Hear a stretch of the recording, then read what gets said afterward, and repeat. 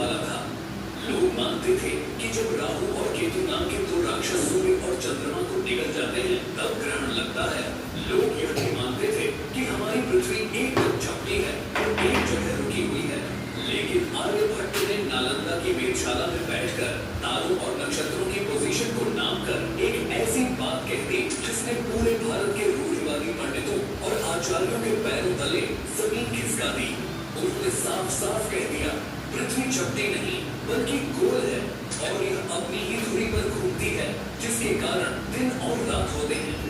इतना ही नहीं भाई, उन्होंने गणितीय फॉर्मूलों से यह भी साबित कर दिया कि सूर्य ग्रहण या चंद्र ग्रहण किसी राक्षस के निकलने से नहीं बल्कि पृथ्वी और चंद्रमा की परछाई के एक दूसरे पर पड़ने की वजह से होता है। जैसे ही आर्यभट्ट के ये क्रांतिकारी विचार नालंदा के डिबेट हॉल्स में पहुंचे, यूनिवर्सिटी दो गुटों में बंट गई। एक तरफ थे वो युवा छात्र और आधुनिक सोच के आचार्य जो आर्यभट्ट के गणित और साइंस के दीवाने हो चुके थे। दूसरी तरफ थे वो पंडित जो धर्म और वीरों के खिलाफ मान रहे थे। लेकिन आर्यभट्ट झुके नहीं। उन्होंने अपने गणितीय फॉर्मूलों जैसे y की वैल्यू 3.1416 निकालना और शून्य की खोज से पारंपरिक विद्वानों के तर्कों को पूरी तरह ध्वस्त कर दिया। यह कोई मामूली लड़ाई नहीं थी, यह अंधविश्वास के खिलाफ विज्ञान की सीधी और सबसे पहली जंग थी जो नालंदा की धरती पर लड़ी जा रही थी। आर्यभट्ट की इस दृढ़ता ने नालंदा को सिर्फ एक धार्मिक केंद्र बनने से बचा लिया और इसे दुनिया का सबसे बड़ा साइंटिफिक रिसर्च हब बना दिया। दोस्तों, उसके बाद पूरी दुनिया में यह मैसेज चला गया कि अगर असली साइंस और लॉजिक सीखना है तो नालंदा ही एकमात्र जरिया है।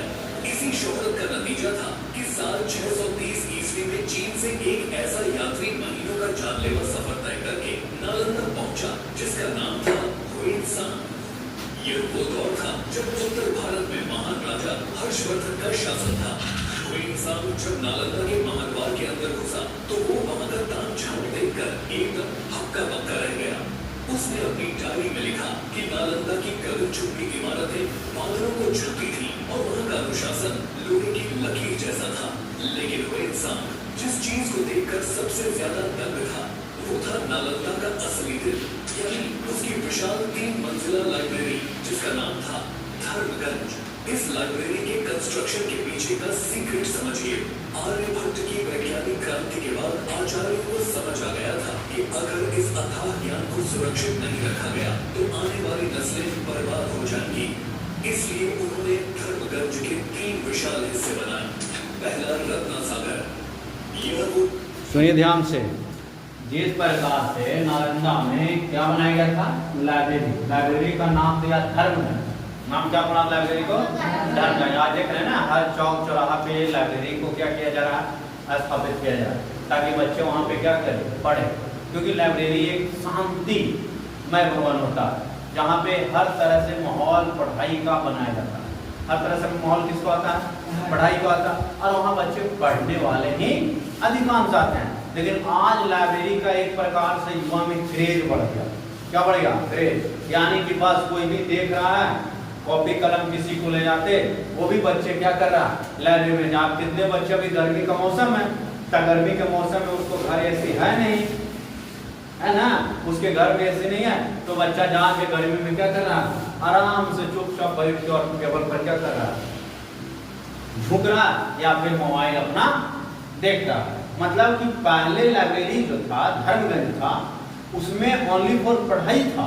लेकिन आज के लाइब्रेरी को, यानी देख ही रहे हैं सिस्टम क्या कर दिया, नेट वहाँ मुफ्त में मिल ही रहा है, ठंडा एसी है, ये वातावरण शांत वातावरण नहीं है, एयरफोन लगे है, ये है, आराम से मोबाइल क्या कर रहा है, खेल रहा है। तो लाइब्रेरी का पहले मतलब था शांति वातावरण जहाँ पे बच्चों को क्या करना, पूरी तरह से पढ़ाई देना।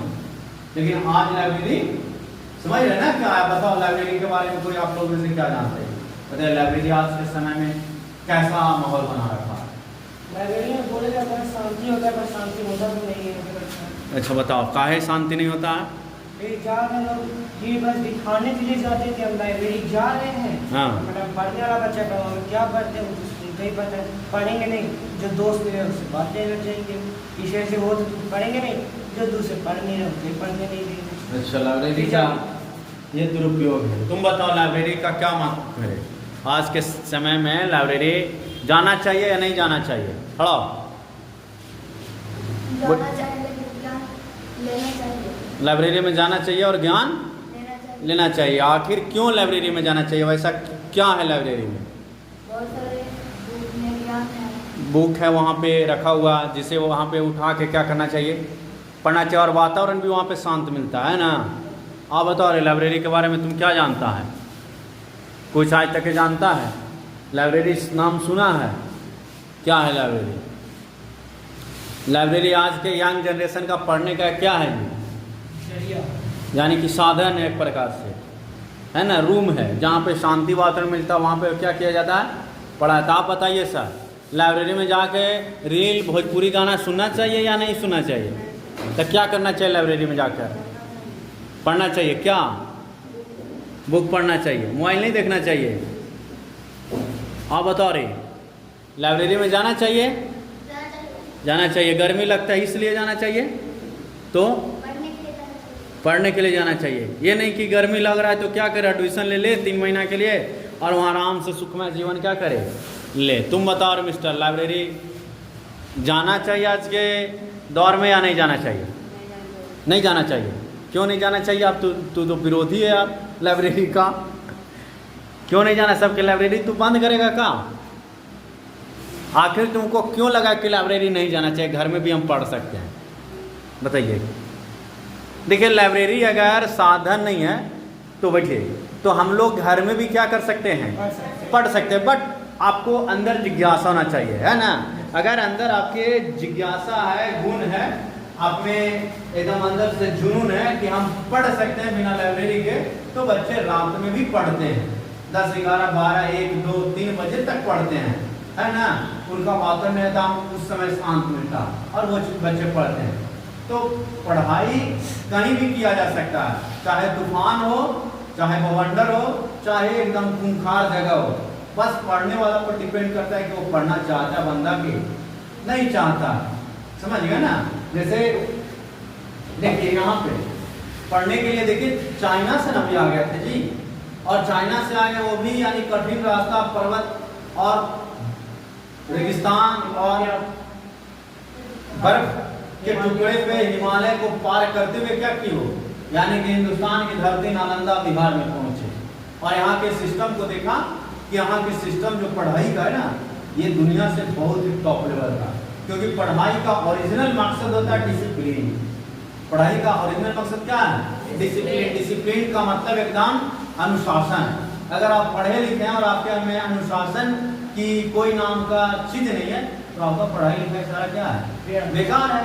यानी व्यक्ति को कहीं भी जानकार या दिखाता है या प्रेजेंट करता है तो अनुशासन करता है। क्या करता है? अनुशासन। कि कोई व्यक्ति कहीं पर खड़ा हो रहा है तो किस प्रकार से खड़ा हो रहा है, किसी से बात कर रहा है तो किस प्रकार से बात कर रहा है, तो ये अनुशासन। और जो नालंदा विश्वविद्यालय था, ये अनुशासन को बहुत कड़ाई करके रखा था, बच्चे को डिसिप्लिन में रखा। क्योंकि जो भी रोज से निकलते थे क्लास से, क्योंकि वहाँ छोटे छोटे देखिए आप, बड़े रूम 300 रूम था पढ़ने के लिए, 3 मंजिला क्या था? लाइब्रेरी था, हाँ ना। और बहुत बड़ा बड़ा क्या था? यानी कि हॉल था, जहाँ पे रिसर्च सेंटर था, रिसर्च करते रहते थे। कोई खगोल शास्त्र, कोई दर्शन शास्त्र, कोई राजनीतिक शास्त्र, बहुत सारे वस्तु विषय के बारे में वहाँ पे अध्ययन किया जाता था। तो वहाँ डिसिप्लिन था। और कहीं स्कूल खुला तो भेड़िया नियन सब एक ही बार गेट से निकल गया, और कहीं देख रहा है डिसिप्लिन एकदम शांति में, 1 रो में, 2 रो में, 3 रो में ऐसे निकलेंगे तो वो अलग डिसिप्लिन मेंटेन करता है। तो बच्चे को पढ़ाई के साथ साथ क्या निर्भर करता है? डिसिप्लिन। 9 मंजिला कर चुकी इमारत थी, जहाँ मुख्य रूप से विज्ञान, खगोलशास्त्र और आर्किटेक्चर के गुप्त ब्लूप्रिंट्स रखे थे। दूसरा रत्नोधती, यहाँ सनातन वेद, पुराण, उपनिषद और बौद्ध धर्म के सबसे पवित्र और मूल ग्रंथ रखे थे। तीसरा रत्नरंजन, ये वो जादुई हिस्सा था, कला, संगीत, व्याकरण और आयुर्वेद के वो गुप्त नुस्खे हाथ से लिखी हुई पांडुलिपियों में दर्ज थे, जो पढ़ते हुए इंसान को भी जिंदा कर दें। तो इंसान इस लाइब्रेरी को देखकर इतना दीवाना हो गया कि वो यहाँ सिर्फ घूमने नहीं आया था, बल्कि पूरे 5 साल तक इसी कैंपस में रहा। उसने यहाँ के कुलपति आचार्य श्रीभद्र के चरणों में बैठकर योग शास्त्र, बौद्ध दर्शन और संस्कृत भाषा सीखी। वही इंसान लिखता है कि इस लाइब्रेरी दिख रहा है पढ़ाई? निगरानी में सिस्टम देख रहे हैं पढ़ाई का ना, दिया जला करके पढ़ रहे हैं। आज लालटेन लगा के बच्चे नहीं पढ़ते हैं। कभी लुप्त न हो।